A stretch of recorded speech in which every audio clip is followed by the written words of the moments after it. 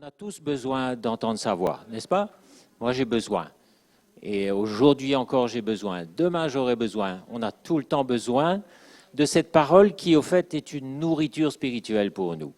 La parole, c'est le pain de vie, c'est ça qui nourrit notre être spirituel. Et si on passe 2 jours, 3 jours sans nourriture, on est faible. Hein? Moi, j'ai besoin de la parole tous les jours. Et ce matin, nous allons ouvrir dans Matthieu 13, à partir du verset 19. Dans Matthieu 13, verset 10, ce chapitre, il est question de la terre et de la semence et du semeur. Et on ne va pas s'étendre sur toutes les qualités de terrain, de semences, etc. Mais il y a un verset que je vais lire parce que je crois que le Seigneur veut attirer notre attention. Verset 19. Lorsqu'un homme écoute la parole du royaume et ne la comprend pas, le malin vient et enlève ce qui a été semé dans son cœur. Et cet homme est celui qui a reçu la semence le long du chemin. Verset 23. Celui qui a reçu la semence dans la bonne terre, c'est celui qui entend la parole et la comprend. Il porte du fruit et un grain en donne 100, un autre 60, un autre 30. Donc ici, il est question d'entendre la parole, mais un petit peu plus aussi de la comprendre. Le Seigneur parle beaucoup. Vous avez remarqué, en ce moment, il parle beaucoup parce que c'est une période très importante dans l'histoire du peuple de Dieu. Et on peut entendre, mais je crois que le Seigneur désire que l'on comprenne bien ce qu'il nous dit. Et bien sûr, on ne parle pas ici de la compréhension intellectuelle du tout, mais on parle de saisir avec son cœur ce qu'il est en train de nous dire. Et vous savez aussi bien que moi que la parole, par exemple, quand un serviteur de Dieu vient, la parole, c'est une transmission spirituelle qui vient de l'Esprit de Dieu et qui s'adresse à notre cœur directement. Et c'est pour ça que ça n'a pas grand-chose à voir avec les mots, mais ça a à voir avec notre ouverture de cœur, avec est-ce que notre cœur est tendre, notre ouverture de cœur. Ça a à voir avec notre éveil spirituel. Est-ce qu'on est endormi ou est-ce qu'on est éveillé? La preuve en est que quand un message important est donné, vous l'entendez un jour, et puis une semaine après, vous le réécoutez, et vous vous dites, mais je n'avais pas capté ça du tout, il y a des choses que je n'avais pas entendues, pas discernées. Donc vous voyez que ce que le Seigneur nous dit, c'est bien au-delà des mots, mais c'est quelque chose de spirituel qui s'adresse à un cœur plus ou moins ouvert, suivant comment nous sommes. Et ce que je crois qui est important pour nous, c'est de veiller à ce que notre cœur soit toujours ouvert, sensible, attentif, assoiffé de la parole de Dieu. Parce qu'une terre qui est assoiffée, elle va recevoir la semence et la semence va porter du fruit. Mais c'est important d'avoir cette qualité de cœur parce que je crois que vous serez d'accord avec moi que quand les ministères d'autorité viennent investir dans l'Église, ils voient un petit peu plus loin que nous, croyez pas? Hein? Ils voient un petit peu plus loin que ce que nous voyons et ils glissent un petit message et chargent à nous de nous ouvrir et de comprendre. Et quand ils repartent ensuite, je crois que le vœu de leur cœur, c'est que l'on continue à construire ce que eux ont investi. Vous voyez? Parce qu'ils viennent ajouter une pierre supplémentaire dans l'édifice et leur souhait, leur désir, c'est qu'on construise sur ce que eux ont emmené. Et le risque, le danger, c'est qu'on écoute, vous savez comment on écoute la parole. On peut tellement écouter ça avec une oreille distraite ou avec un cœur, parce qu'on est tellement gâté. On entend et on entend encore. On peut très bien voir dans le frère qui est là un chanteur agréable, vous savez, comme dit la parole, qui produit une musique agréable, et on entend et on se réjouit. Et en repartant, on dit le message était super, le message était puissant, mais qu'est-ce que ça a fait dans mon cœur? Je crois qu'il y a une mesure de révélation qui doit nous ouvrir les yeux. Il y a une mesure de conviction de l'esprit à travers la parole qui doit percuter notre cœur. Je crois qu'il y a une terre meuble qui doit être ensemencée par la parole. Si vous plantez une semence dans une bonne terre arrosée et préparée, immanquablement, ça va pousser. Il y a quelque chose qui va pousser. Hein? La mauvaise herbe, la bonne herbe, mais ce que vous avez planté, ça va pousser. Mais si rien ne pousse, c'est que notre cœur, bien souvent, n'est pas dans l'état où il devrait. Mais mon encouragement ce matin, c'est que nous ayons un cœur tendre, un cœur ouvert, éveillé. Parce qu'un cœur éveillé, c'est un cœur qui cherche le Seigneur continuellement. Tout le long de la semaine, il cherche le Seigneur. Il est dans le jeûne, dans la prière, c'est sa priorité. Il a soif, il veut recevoir, il veut entendre, il ne veut pas rester pareil. Si je vous interroge ce matin, tous vous me direz, je crois, je ne veux pas rester comme je suis. Je suis fatigué avec moi-même, j'en ai marre de ma chair qui réagit toujours de la même façon, je veux changer. Vous êtes comme ça certainement, hein? Moi aussi. Et c'est pour ça qu'avec cette qualité de cœur que nous avons, eh bien, la parole de Dieu va transporter une conviction de l'esprit et un signe que notre cœur est vraiment ouvert, c'est qu'on va être bouleversé quand on aura entendu la parole. On va être littéralement percuté, c'est comme une épée qui vient transpercer notre cœur et on se dit, on peut se dire beaucoup de choses. On peut se dire, Seigneur, tu es grand, tu es merveilleux, comme ce matin par exemple, tu m'as encouragé, tu as entendu ma détresse, tu as entendu ma souffrance, mon cri, et tu es venu me consoler et me parler, ou au contraire, tu me montres mon état, tu me montres comment je suis, c'est épouvantable, je ne peux pas rester comme ça. Mais c'est quelque chose qui vient percuter notre cœur. Si ce n'est pas comme ça, si je me dis simplement « super message », attention, ça veut dire que je suis une terre dure, la parole glisse sur moi, et qu'est-ce qui se passe à ce moment-là? Lorsqu'un homme écoute la parole du royaume et ne la comprend pas, le malin vient et enlève ce qui a été semé dans son cœur. Voilà le risque. C'est-à-dire, si j'écoute pas comme il faut, avec mon intelligence, en disséquant le message, en analysant, en le comparant, qu'est-ce qui va se passer?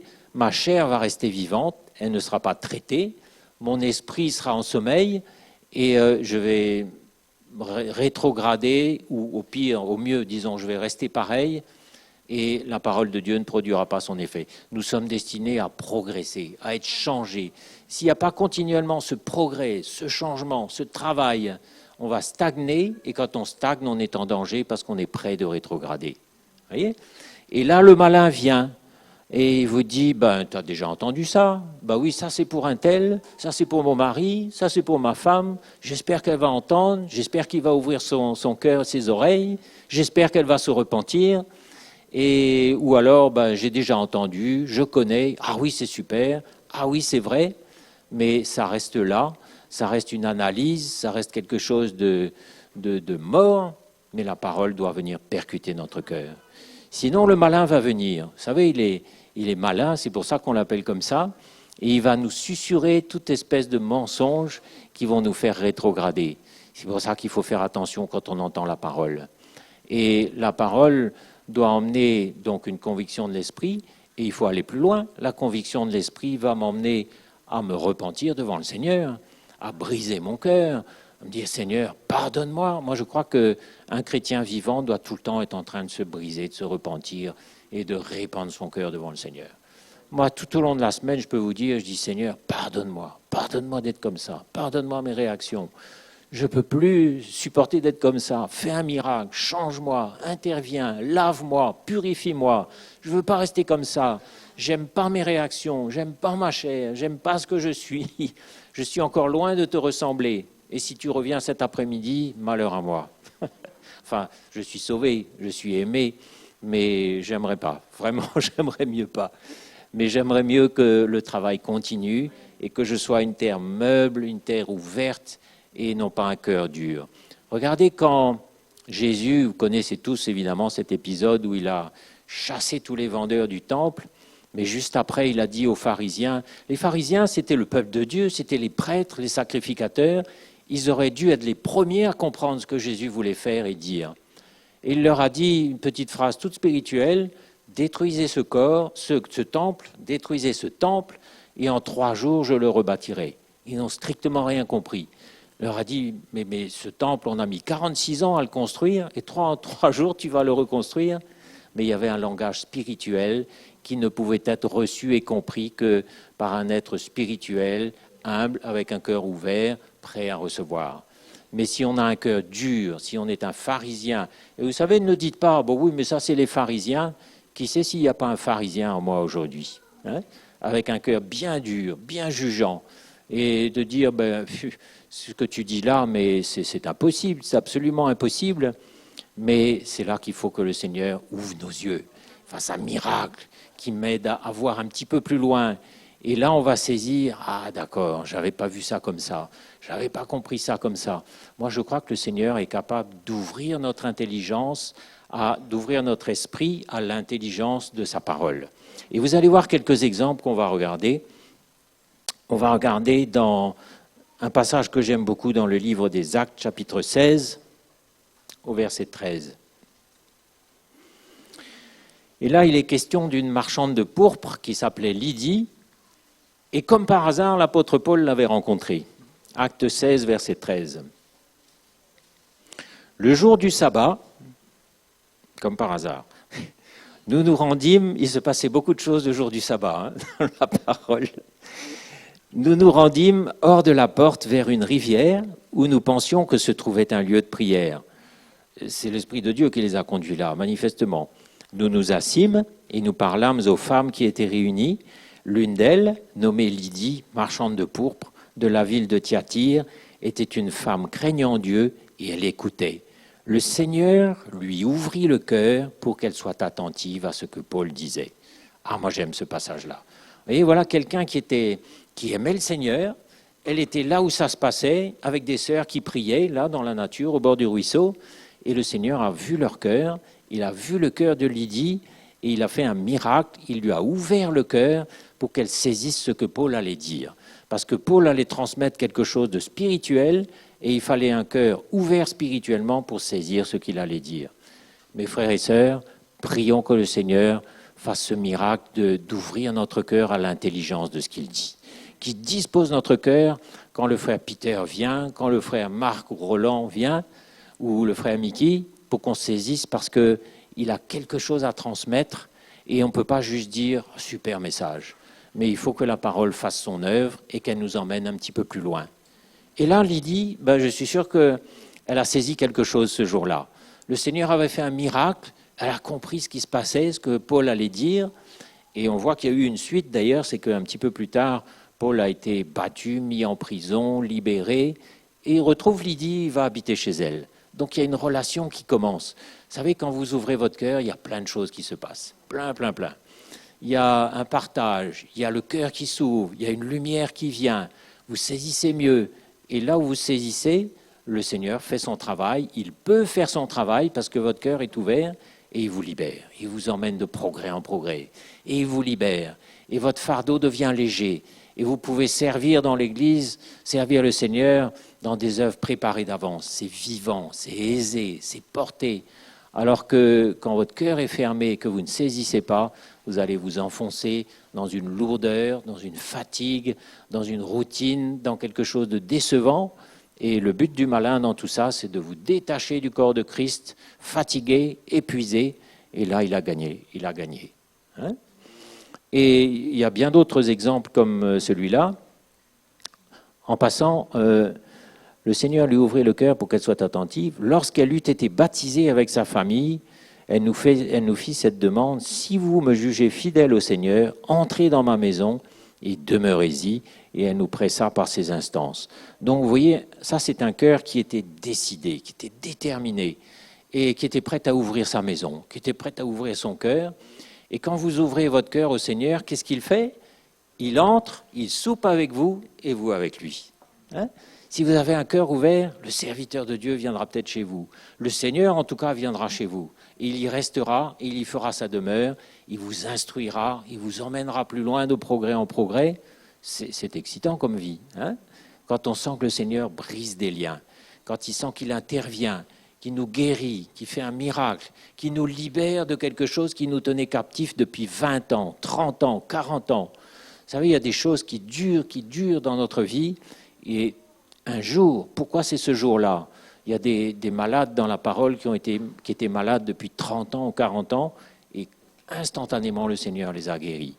Si vous êtes éveillés, aujourd'hui peut-être votre jour. Aujourd'hui peut-être le jour de votre miracle. Et il y a beaucoup d'autres exemples comme ça. Je pense à l'eunuque par exemple. Lui aussi, il avait un cœur qui aimait Dieu. D'ailleurs, il avait fait un voyage incroyable. Nous, en avion, aujourd'hui, on mettrait un jour, mais lui, avec son char, il avait dû mettre 1 mois, 2 mois ou 3 mois pour faire ce voyage-là. mais il avait un cœur déterminé. Il allait à Jérusalem et il voulait saisir ce que le Seigneur avait pour lui. Et vous voyez comment un cœur ouvert, le Seigneur voit. Si votre cœur est ouvert et assoiffé, le Seigneur va voir et il va répondre et il va agir, il va faire un miracle. Ce bonhomme-là avait soif, il était prêt à tout. Il avait entrepris un voyage de 3 mois pour aller à Jérusalem. Le Seigneur l'a intercepté en chemin, il lui a envoyé Philippe. C'était Philippe, hein. Et vous connaissez aussi bien que moi la suite. Philippe s'est assis à côté de lui et pile au bon moment, il lui a expliqué ce qu'il ne comprenait pas. Il lui a ouvert l'esprit à l'intelligence des Écritures. Et il est tombé sur Ésaïe 53. Moi, je trouve ça merveilleux. Quand vous lisez votre Bible, qu'est-ce que vous comprenez? Vous savez, il y a un moment où on ouvre, on lit et on ne comprend pas grand-chose, ça nous fatigue. Et puis il y a un autre moment où on ouvre et clac, on tombe sur le passage qu'il faut, qui nous saute aux yeux et on dit « Seigneur, tu me parles ». Et puis d'autres moments, on lit et c'est passionnant. On passe d'un verset à l'autre, on trouve une référence, on va ici, continue, on va là. C'est vivant, il y a une construction, et vous sentez que le Seigneur vous parle. Le Seigneur est en train d'ouvrir votre esprit à l'intelligence des Écritures.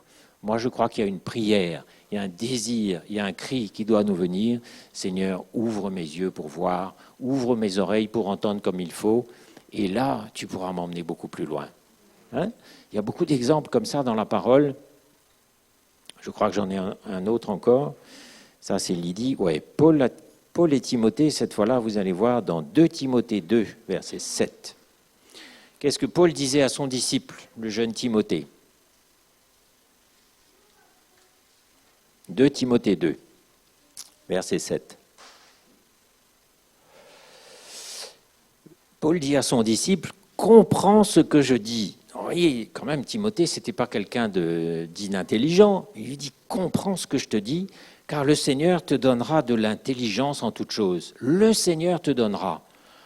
Moi, je sens que j'ai besoin que le Seigneur me donne de l'intelligence pour saisir, pour bien me comporter, et surtout pour que le Seigneur puisse faire son travail en moi, pour que je ne rate pas le but, pour que je ne passe pas à côté de ce qui est en train d'être dit. Vous savez, le dernier message que le frère Peter a partagé, j'ai déjà fini de le réécouter, et je le réécouterai encore. Les messages importants du frère Mickey, je réécoute encore. Je dis, Seigneur, qu'est-ce qu'il y a dedans pour moi? Qu'est-ce que tu as pour moi? Ouvre mon intelligence, ouvre mon esprit, et le Seigneur me montre. Et là, ça frappe, hein, quand la parole fait son effet. Je suis sûr que même la nuit, le matin, quand vous vous réveillez, il y a ces paroles de vie qui vous reviennent. Seigneur, tu m'as dit ça, tu as vécu ça, tu as fait ça, et ça vous enrichit, ça vous éclaire, ça vous fortifie. Hein? On a besoin de ça. Comprends ce que je te dis, car le Seigneur te donnera de l'intelligence en toutes choses. Et puis, la suite, on ne va pas lire, c'est pas dans le sujet. Comprends ce que je te dis. Moi, ça m'a frappé de voir ce verset-là. Et par contre, si nous sommes en train de rester dans notre routine, là, attention, danger.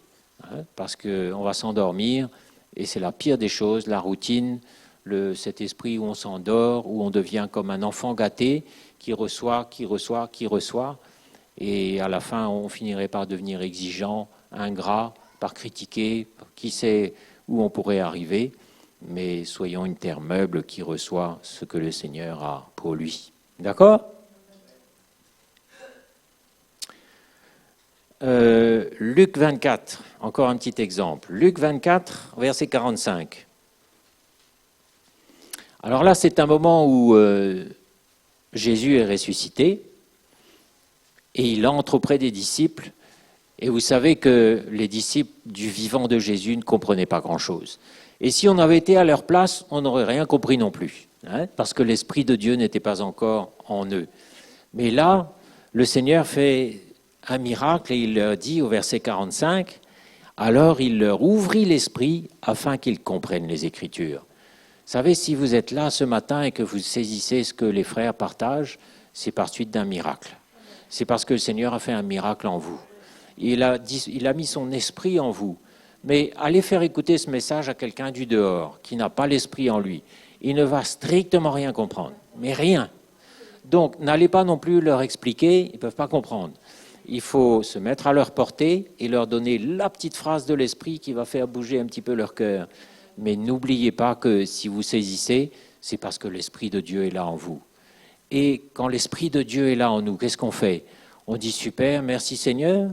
Non, on lui fait de la place, on se laisse dépouiller, on se laisse travailler, on prie, on jeûne, on crie, on se tient devant le Seigneur, parce que l'Esprit, il a besoin d'être vivant en nous. Et là, tu savez, il y a cette parole qui dit « n'éteignez pas l'Esprit ». Qu'est-ce que ça veut dire? On peut éteindre très facilement la voix de l'Esprit. C'est très facile, hein? Un peu s'endormir, manger, boire, se laisser aller, et l'Esprit de Dieu en nous s'éteint complètement. Nous sommes responsables de le faire vivre, responsables qu'il soit vivant. Et ici, on voit Jésus qui ouvre l'esprit des disciples afin qu'ils comprennent les Écritures. Ah, moi, c'est ma prière ce matin. Seigneur, ouvre-moi l'esprit quand Peter va venir encore jeudi, que je saisisse ce qu'il est en train de dire. Parce qu'il y a un message spirituel là derrière les mots. Hein, et on peut très bien ne pas saisir. Et il leur dit, ben voilà, ainsi est-il écrit que Christ souffrirait, qu'il ressusciterait des morts le 3e jour, que la repentance et le pardon des péchés seraient prêchés en son nom à toutes les nations, à commencer par Jérusalem. Et là, certainement, ils se sont dit, ça y est, on comprend maintenant. Ça y est, cette fois-là, on saisit. Hein, ben, moi, je crois que ça doit être le cri de notre cœur de comprendre ce que le Seigneur est en train de nous dire. Parce que je crois que les serviteurs de Dieu voient clair dans l'Église. Je crois que le frère Mickey, quand il parle pas au hasard. Il nous donne la nourriture qu'il a besoin de nous donner.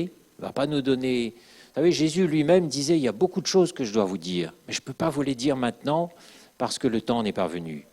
Et je sais que les frères nous disent-ils la nourriture qu'il faut chaque jour, et pas plus. Mais il y a la bonne nourriture, et ils savent très bien ce qui doit prendre place dans vos vies. Je crois que c'est clair pour eux ce que nous sommes destinés à devenir, chacun de nous. Ils voient déjà où nous sommes destinés à aller. Qu'est-ce que nous serons un petit peu plus tard? Qui a l'appel de Dieu pour telle chose sur sa vie? Je crois qu'ils voient très clairement où nous sommes destinés à être mis en place dans le corps de Christ. Et c'est pour ça que c'est important de saisir. C'est important, Seigneur, aide-moi à saisir ce qui me dit aujourd'hui pour que je puisse grandir et qu'après-demain, tu puisses m'emmener un petit peu plus loin et que le jour d'après, tu puisses me mettre en place dans ton équipe comme tu as prévu de le faire. Il y a un travail qui doit se faire dans nos vies, frères et sœurs. Un travail, une maturité qui doit venir, des traits de caractère qui doivent disparaître, d'autres qui doivent être créés. Il y a des choses qui doivent être arrachées, d'autres qui doivent être créées de toutes pièces parce que ce n'est pas là. Mais le Seigneur est largement capable de faire tout ça et de créer de toutes pièces quelque chose qui n'existe pas. Vous savez, un jour certainement, il vous demandera quelque chose que vous ne savez pas faire. Même dans la vie de l'Église de tous les jours, on nous demande de faire quelque chose qu'on ne sait absolument pas faire. Hein, on apprend. Et vous allez voir que souvent, derrière ce que vous ne savez pas faire, justement, il y avait un talent caché. Mais le chemin pour y arriver, c'est la foi, c'est une vie donnée, un cœur ouvert, une humilité pour rater et recommencer au début, on en a souvent parlé. Hein, le Seigneur est capable de créer ce qui n'existe pas en nous. Mais je crois que le Seigneur, enfin c'est sûr même, le Seigneur sait exactement ce que mon frère va devenir demain, ce que ma sœur sera, où elle fonctionnera efficacement demain. Mais pour ça, il faut que je saisisse ce que le Seigneur est en train de me dire. Seigneur, ouvre mon esprit, ouvre mon cœur.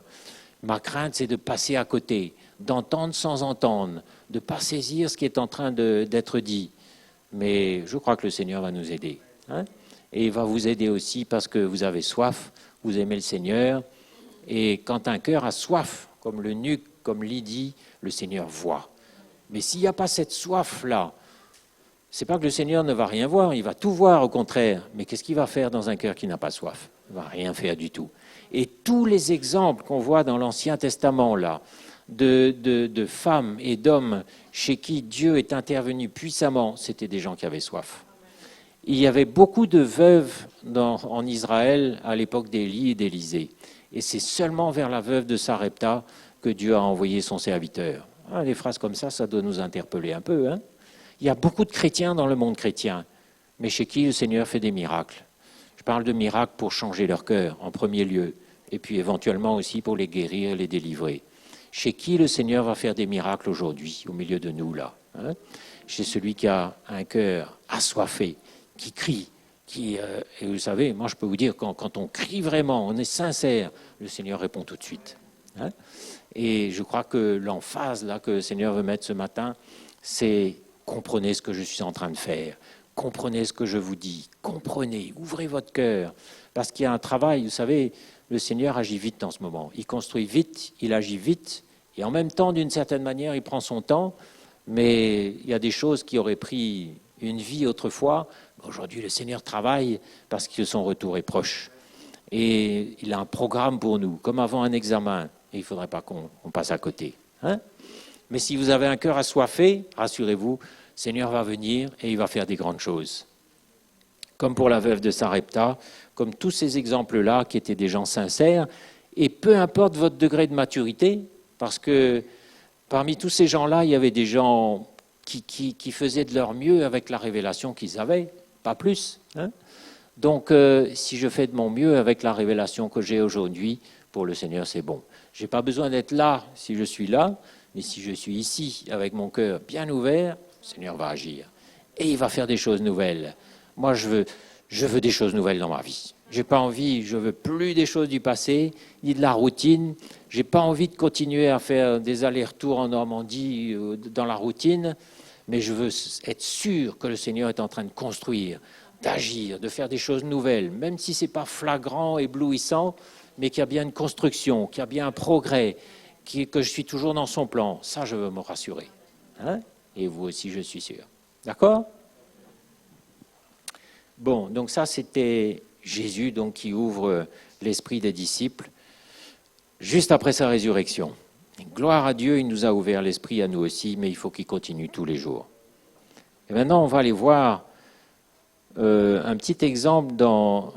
allez, par quoi on va commencer ? Élie et Akab, ça c'est dans 1 Roi, chapitre 18, 1 Roi 18, verset 41. Et là, pour vous montrer que définitivement, les hommes de Dieu, les serviteurs de Dieu, je pense au ministère d'autorité en particulier, ils voient des choses que nous ne voyons pas. Hein ? Et nous, avec notre compréhension limitée, on a besoin de recevoir à travers eux du Seigneur. Mais ils voient des choses qu'on ne voit pas, définitivement. Donc ça, c'est l'histoire de Élie qui avait prié pour que la pluie ne tombe plus. Et à côté de lui, il y avait le roi Akab, et puis il y avait son serviteur. Élie dit à Akab, monte, mange et bois, car il se fait un bruit qui annonce la pluie. Donc vous voyez là, Élie, il avait entendu un petit bruit là. Avec quoi il avait entendu ça, vous croyez ? Avec ses oreilles ? Non, pas du tout. Parce que Akab et son serviteur avaient les mêmes oreilles que lui, mais lui a discerné avec les oreilles de son cœur, avec les oreilles de l'esprit. C'est ça qu'on a besoin. On a besoin d'entendre avec les oreilles de l'esprit. Il avait discerné quelque chose parce qu'il était éveillé et parce qu'il avait une onction pour ça aussi. Élie monta au sommet du Carmel et se penchant contre terre, il mit son visage entre ses genoux et il dit à son serviteur, monte, regarde du côté de la mer. Le serviteur monta, il regarda et dit, il n'y a rien. Donc, vous voyez, quelquefois le serviteur de Dieu parle et on dit, mais il n'y a rien, je ne vois rien, je n'entends pas, je ne comprends pas. Pardon.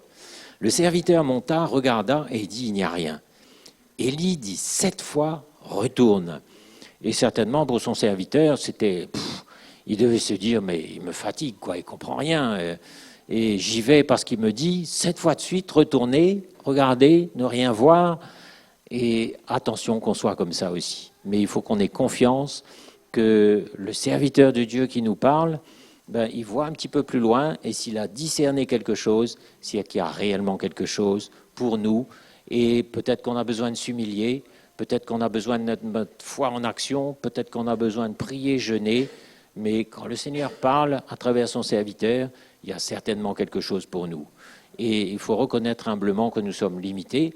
Nous avons besoin de ceux qui sont devant. Ils sont là pour nous conduire, pour nous montrer ce que nous ne voyons pas. Peut-être que dans votre vie, dans votre cœur, il y a quelque chose que vous ne voyez pas. Mais il y a un langage spirituel qui vient et qui doit emmener une conviction de l'esprit dans votre cœur, une repentance parce que votre cœur est tendre Et là seulement, la libération du Seigneur vient.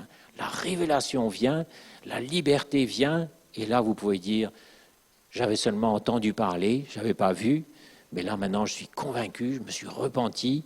Et le Seigneur m'a montré quelque chose que je n'avais pas vu, que je n'aurais même pas soupçonné. Et c'est là qu'on peut dire, là où est l'esprit, là est la liberté. La vraie liberté de l'esprit. Hein?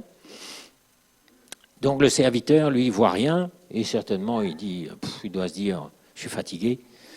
Et à la 7e fois, quand même, il dit, voici un petit nuage qui s'élève de la mer et qui est comme la paume de la main d'un homme. Élie dit, monte et dit à Akab, attelle et descend afin que la pluie ne t'arrête pas. Lui, il a déjà fini de comprendre que c'est beaucoup plus qu'un petit nuage. Il sait très bien que la pluie arrive et que c'est de la grosse pluie qu'il faut se mettre à l'abri parce que ça va vraiment pleuvoir. Et par contre, imaginez que le serviteur de Dieu, ou Akab, se soit mis à prier pour la pluie 3 semaines avant, parce que c'était sec. D'ailleurs, c'était Élie lui-même qui avait prié pour la sécheresse, parce qu'il y avait un jugement de Dieu sur son peuple à cette époque. Imaginez qu'il ait prié 3 semaines avant. Vous savez, on est comme ça quelquefois. On voit un besoin et on se met à prier, jeûner, demander, et rien ne se passe, parce que ce n'est pas le temps. Mais si mon esprit est ouvert, je vais discerner non seulement la bonne chose, mais le bon moment aussi, pour agir, pour prier. Et là, Élie, non seulement il discerne, mais c'est le bon moment. Et il dit, il est sûr de lui, hein, sûr. Vous voyez comment l'esprit veut nous donner une assurance, une conviction de l'esprit. Et il faut vraiment avoir cette conviction pour bouger, pour prier. Il faut que notre prière soit conduite, autrement on ne sera pas efficace. On va prier dans le vide, on va jeûner pour des choses qu'on croit, on ne va pas être efficace. Mais si vous entendez du Seigneur, si le Seigneur éveille votre esprit, votre oreille spirituelle, vous entendrez, vous aurez une conviction claire, vous saurez quelle est la bonne chose, quel est le bon moment, quelle est la bonne prière. Et là, quand vous allez prier, le Seigneur va mettre son sceau dessus, il va bouger. Hein? Quand les hommes de Dieu prient, il se passe des choses. Quand les serviteurs de Dieu parlent, le Seigneur confirme sa parole par des signes et des prodiges, nous dit l'évangile de Marc, chapitre 16. Hein? Donc ici, on voit que Élie a une conviction totale, il n'est pas dans la confusion, et il dit à son serviteur, attelle et descend, enfin au roi plutôt, afin que la pluie ne t'arrête pas. Et en peu d'instants, le ciel s'obscurcit par les nuages, le vent s'établit, et il y eut une forte pluie. Akab monta sur son char, partit pour Jizréel, et la main de l'Éternel fut sur Élie, qui se saignit les reins et courut devant Akab jusqu'à l'entrée de Jizréel. Ah, j'aime ce passage. J'aime voir le serviteur de Dieu qui discerne, qui sait, et qui voit beaucoup plus que nous. Il faut une humilité aussi. Quand on entend, vous savez, il faut vraiment une humilité quand on écoute la parole pour dire, Seigneur, parle-moi, même si j'ai pas trop, vous savez, on n'a pas trop envie d'entendre certaines choses, hein. Il y a des choses qu'on n'a pas envie d'entendre. Mais Seigneur, parle-moi, humble, que je sois humble pour écouter, pour considérer, pour recevoir ce que tu me dis. Et certainement, si mon cœur est ouvert, ben, le Seigneur va pouvoir accomplir son plan. Mais que je ne sois pas un blocage parce que je suis sourd, aveugle, comme le peuple de Dieu qui ne comprenait rien, et comme les disciples aussi avant la résurrection de Jésus, qui ne comprenaient pas, mais c'était normal. Quand le serviteur de Dieu parle, il y a des choses prophétiques, il y a des choses profondes, il y a des avertissements, il y a des convictions qui doivent venir dans notre cœur. Il faut vraiment qu'on ouvre notre cœur. Hein? Et en même temps, le pauvre Élie, à ce moment-là, il vient de confronter les prophètes de Baal, et il se met en marche, et alors la suite, ben, il a un moment de découragement, un gros moment de découragement, et vous voyez comment même les meilleurs, même les hommes de Dieu les plus éminents, disons, ils sont humains, et eux aussi ont leur moment de faiblesse. Et on voit Élie découragé, assis, on connaît bien ce passage. Vous voyez comment on est tous, ça nous ramène tous ça au même niveau devant le Seigneur, un niveau d'humilité, où il n'y a pas de grands hommes, il n'y a pas de je ne sais pas quoi, mais nous tous, nous sommes humbles devant le Seigneur. On a tous nos moments de faiblesse. Et Élie, à ce moment-là, a eu un moment de découragement total. Il s'est assis. Mais on voit aussi la bonté de Dieu, sa miséricorde. Ce matin, je pensais fort à ça, parce que c'est là, dans l'esprit, le Seigneur nous aime. Et quand on a nos moments de faiblesse, il ne va pas nous condamner, Il ne va pas venir avec un bâton, nous dire « qu'est-ce que tu fais là? Relève-toi ». Mais si on est sincère, il ne s'agit pas de s'apitoyer sur soi. Hein. Là, vous savez, il faut faire bien attention à s'apitoyer. « Seigneur, tu vois comme je suis malheureux », puis on pleure.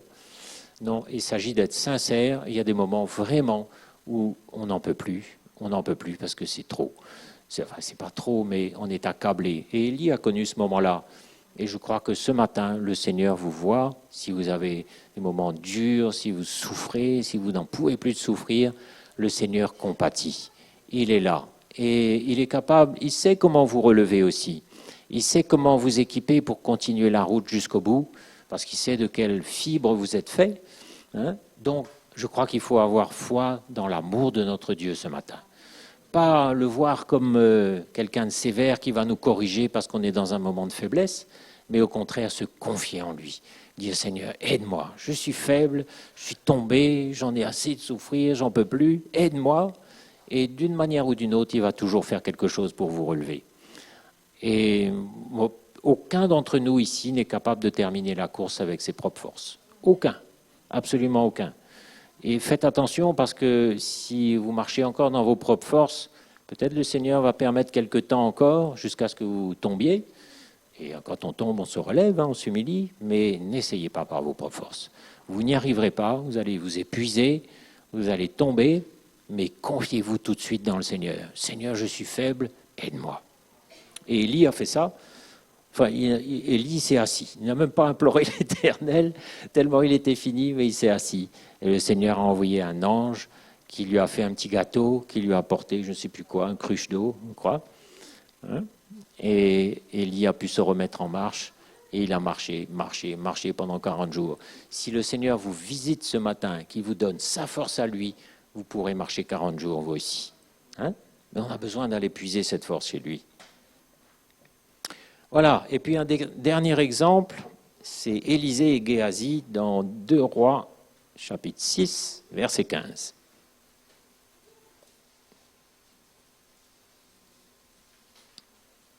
On fait un peu de lecture ce matin. Hein. Alors là, le contexte, c'est Élisée, le prophète, le grand homme de Dieu, et puis Géasi, son serviteur.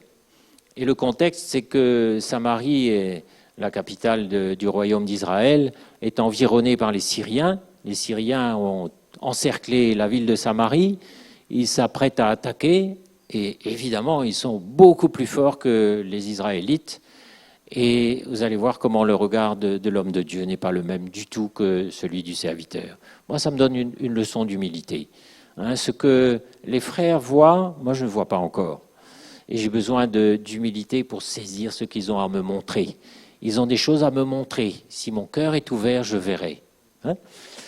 Le serviteur de l'homme de Dieu, verset 13, se leva de bon matin et sortit. Et voici une troupe entourait la ville avec des chevaux et des chars. Et le serviteur dit à l'homme de Dieu, « Ah, mon Seigneur, comment va-t-on faire ?» Vous dites ça quelquefois ? « Seigneur, qu'est-ce qu'on va faire ? Jean-Louis, qu'est-ce qu'on va faire ?» hein? Et il répondit, « Ne crains pas, car ceux qui sont avec nous sont en plus grand nombre que ceux qui sont avec eux. » Donc, Élisée, le serviteur de Dieu, il voit dans l'esprit. Là, il ne s'agit plus de l'oreille, mais il s'agit des yeux spirituels. Il ne s'agit plus des oreilles spirituelles, mais des yeux spirituels. Et Élisée, lui, voit dans l'esprit, il voit les chats, l'armée de l'Éternel. Voilà ce qu'il voit. Vous savez, si nos yeux spirituels étaient ouverts, on verrait je ne sais pas, bon, on ne va pas prêcher sur les anges ce matin, mais je suis sûr que l'ange de l'Éternel campe auprès de ceux qui le craignent. Il y a cette parole. Hein. Si nos yeux spirituels étaient ouverts, je suis sûr qu'on verrait la provision, la protection du Seigneur partout là où on va. Quand je suis sur l'autoroute A13, quand vous êtes dans le train, quand vous êtes je ne sais pas où, si vos yeux spirituels étaient ouverts, vous verriez que la protection et la provision du Seigneur sur votre vie qui ne vous quitte jamais. Vous ne le voyez pas, vous ne le savez pas.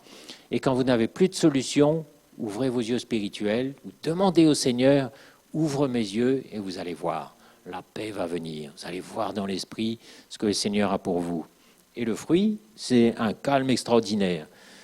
Le Géasi, lui, est paniqué, mais Élisée, lui, est dans une sérénité totale. la paix pour vous quand vous aurez vos yeux et vos oreilles spirituelles ouverts. Parce que vous maîtriserez la situation, vous verrez, bon, effectivement, ici, il y a une maladie, il y a une tribulation quelconque, mais Seigneur, qu'est-ce que tu veux faire là-dedans? Qu'est-ce que tu es en train de faire là-dedans? Et vous ne regarderez plus le problème, mais vous regarderez ce que le Seigneur est en train de faire. Et vous verrez l'armée de l'Éternel, hein, comme ici, et vous verrez que le Seigneur est en train de construire quelque chose. Et peut-être la tribulation que vous passez aujourd'hui vous permettra d'encourager demain. Qui sait? Vous avez besoin de traverser ça pour pouvoir encourager demain. Vous savez, quand on donne un encouragement dans l'Église, s'il n'y a pas un vécu derrière, c'est comme un airain qui résonne. Il n'y a pas de poids dedans. Il n'y a, il y a rien de transmis. Hein? Et c'est pour ça que quand on traverse des choses dures, ben ça nous équipe quelque part pour pouvoir encourager par la suite. Il faut avoir traversé pour pouvoir encourager. Et moi, je me souviens d'un chef de bord qui disait « Je ne donnerai jamais des ordres si que je ne sois pas capable d'exécuter. Hein » Si on ne peut pas traverser, comment va-t-on encourager demain? Et ici, dans l'exemple, Élisée est d'une sérénité totale. Il lui dit « Regarde l'armée de l'Éternel qui est là. » Il ne s'inquiète pas du tout. Et quand on est dans cet état de cœur, on est capable d'aimer nos ennemis. Et Élisée a pris soin des ennemis. Il les a invités à déjeuner, il les a nourris, il leur a donné à boire, il les a raccompagnés. Mais vous irez lire, c'est extraordinaire. Quand on a notre cœur qui voit, qui entend du Seigneur, qui est dans la paix, on n'a plus de force pour en vouloir à nos persécuteurs. On n'a plus de force pour haïr qui que ce soit, mais on est dans la paix parce qu'on voit ce que le Seigneur est en train de faire dans tout ça. On a un contrôle total et c'est merveilleux de voir ce cœur qui est capable d'aimer jusqu'au bout.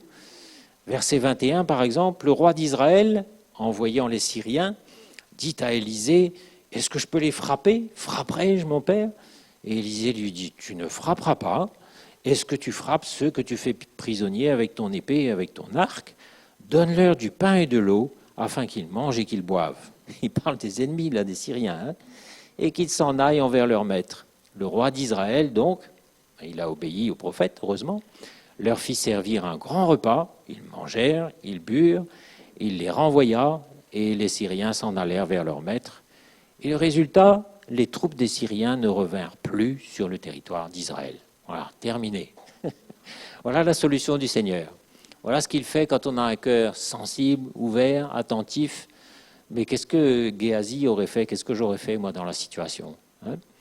Donc nous, aujourd'hui, nous sommes à côté, moi je suis me fais tout petit à côté des serviteurs de Dieu qui viennent. Seigneur, qu'est-ce que tu as à me dire de leur part? Ouvre mon esprit pour capter ce qu'ils ont pour moi. Ouvre mes oreilles spirituelles pour que j'entende au-delà des mots ce qu'ils sont en train d'essayer de me faire comprendre. Ouvre les yeux de mon esprit pour que je vois ce que tu es en train de faire là dans la situation que moi je ne vois pas. Hein? On a besoin de devenir des êtres spirituels. Nous sommes des êtres, nous sommes nés charnels, nous allons devenir spirituels de plus en plus. La chair, elle va nous faire paniquer, conclure, venger, solutionner, mais l'esprit va nous faire maîtriser les situations, garder le contrôle, rester dans la paix, voir ce que le Seigneur est en train de faire et emmener sa solution à lui dans la paix. Oh. Mais vous savez, mes frères et sœurs, ce matin, je ne suis pas le prédicateur qui prêche, je suis le frère qui partage la nourriture que le Seigneur met dans mon cœur pour vous. Et pour moi, le mot partage, ça prend tout son sens, on partage la parole.